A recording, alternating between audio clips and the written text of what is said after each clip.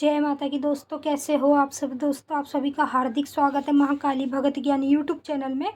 तो दोस्तों, आज की इस वीडियो में मैं आप सभी को बताने वाली हूँ काली माता को बकरे की भेंट चढ़ाने से क्या फ़ायदा होता है और क्यों माता काली को बकरे की बलि दी जाती है। तो चलिए दोस्तों, आज की इस वीडियो में पूरी जानकारी के साथ आप लोगों को बताने वाली हूँ और ये भी बताऊँगी कि क्या हमें ये चढ़ाना चाहिए या नहीं, कहीं हमें इसे चढ़ाने से पाप तो नहीं लगेगा। तो ये वगैरह आप लोग सोचना बंद करें, वीडियो पूरी देखें, तभी आपको अच्छे से समझ में आएगा। तो चलिए दोस्तों, बताने से पहले मेरी आप सभी से रिक्वेस्ट है, अगर आप हमारे चैनल पे नए हो तो चैनल को subscribe to like share comment ज़रूर कर देना, क्योंकि इस चैनल पे आपको ऐसी ऐसी जानकारी आगे आगे मिलती रहेगी जो आज तक आपको कहीं भी और किसी भी चैनल पर नहीं मिली होगी। तो जैसा कि दोस्तों, सभी भक्तों का मन में डाउट रहता है कि काली माता को बकरे की बलि क्यों चढ़ाते हैं लोग बाग, इसकी पीछे की असलियत क्या है और इसको चढ़ाने से हमें इंसानों को क्या फ़ायदा होता है। तो मैं आपको बताऊंगी बलि को पहले क्यों चढ़ाते हैं, ये बताती हूँ मैं आपको। तो दोस्तों देखो, बलि को इसलिए चढ़ाया जाता है क्योंकि जो माँ काली है वो तांत्रिकों की देवी है, ठीक है, यानी कि शमशान की। और आप लोगों को इतना तो पता ही होगा, कहीं भी आपने सीरियल में इतिहास में सुना तो हो गई कि काली माता ने जब दुष्ट पापी राक्षसों का अंत किया था तो उनका जब उनकी गर्दन काटी थी और उनको मारा था तो माता जी ने उनका खून पिया था, लहू पिया था, और एक भी खून की बूंद ज़मीन पे नहीं गिरने दी थी। क्यों नहीं गिरने दी थी? ताकि कल को दोबारा ये राक्षस जन्मे ना। इस वजह के कारण माता ने एक भी बूंद खून की गिरने नहीं दी थी। खप्पर में सबकी खून भर के माँ काली ने पिया था। तो जब से ही माता काली को खून की आदत है, यानी कि दोस्तों, माता काली की जब तक हम खून से प्यास नहीं बुझाते तब तक माता काली कोई भी काम नहीं करती।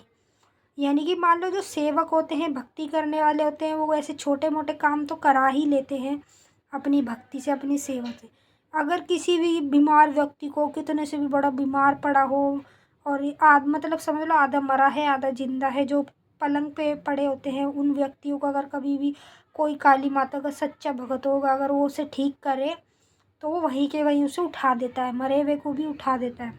क्यों उठा देता है? क्योंकि वो माता काली की सिद्धि साधना करा हुआ होता है और माता काली की सिद्धि साधना में माता काली को बलि देनी पड़ती है, और यहाँ तक कि अपने खून की बलि भी माता काली को चढ़ानी होती है, तभी जाके माता काली हमारे और आप लोगों के कार्य करती है। तो अब तो आप लोग समझ गए होंगे कि माता काली को इस वजह के कारण खून की बलि चढ़ाई जाती है और बकरे की बलि चढ़ाई जाती है। अब अधिकतर करके दोस्तों ये होता है कि इंसान कब तक, पहले के टाइम में इंसान की भेंटें भी लगती थी माता काली को, बट अब ऐसा है नहीं, और माता काली को भक्तों ने बकरे की बलि पर लाए, क्योंकि इंसान की भेंट तो कोई दे ही नहीं सकता। बकरे की भेंट पर लाए तब जाके माता काली शांत हुई, तब से माता काली बकरे की भेंट लेती है। और इनकी भेंट चढ़ाने से हमें क्या फ़ायदा होता है मैं आपको बताऊं। देखो, जब आप सिद्धि करते हो माता काली की तब भी माँ को बकरे की भेंट देनी होती है, और जब सिद्धि कंप्लीट हो जाती है तब भी माता की बकरे की भेंट देनी होती है। हमारे को इससे दोस्तों ये फ़ायदे होते हैं कि हमारा कितने से भी बड़ा काम हो, जो काम हम एक इंसान नहीं कर सकते, कोई नहीं कर सकता।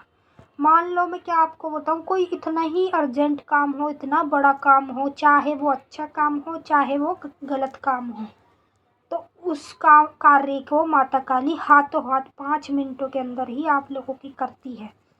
यानी कि एक हाथ से आपका काम करेगी, दूसरी हाथ से अपनी बकरे की बलि की भेंट लेगी। तो इसीलिए सिद्धि साधना करते हैं जब भक्त तांत्रिक, तो वो भी बकरे की बलि चढ़ाते हैं, बकरे की कलेजी चढ़ाते हैं, तब जाकर ही उनको सिद्धियां प्राप्त होती है। क्योंकि ये जो देवी है तांत्रिकों की देवी है, और इस शमशान में ज़्यादातर पूजती है, ठीक है, शमशान में ही इनका गढ़ है, वहाँ से ही ये चली तो ढाके बंगाल से, शमशान से मतलब इनको पूजना जरूरी होता है शमशान में, तभी तो लोग बाग घर में भी सिद्धि करते हैं, शमशान में भी सिद्धि करते हैं, तब जाके वो एक प्रॉपर अच्छे तरीके से एक अच्छे भगत बन पाते हैं। जब तक वो सिद्धि नहीं करेंगे, माँ की बकरे की भेंट नहीं देंगे और ना घर की सिद्धि करेंगे, ना शमशान की सिद्धि करेंगे, तब तक वो प्रॉपर भगत नहीं बन सकते। ये मैं आपको बात बता दे रही हूँ। और यदि आपका कोई भी गुरु है, आप उससे भी पूछ लो, जिससे आपको पूछना है पूछ लो, वो भी आपको यही बताएगा कि जब तक सिद्धि साधना माता काली की नहीं करते तब तक हम एक अच्छे भगत नहीं बन पाएंगे।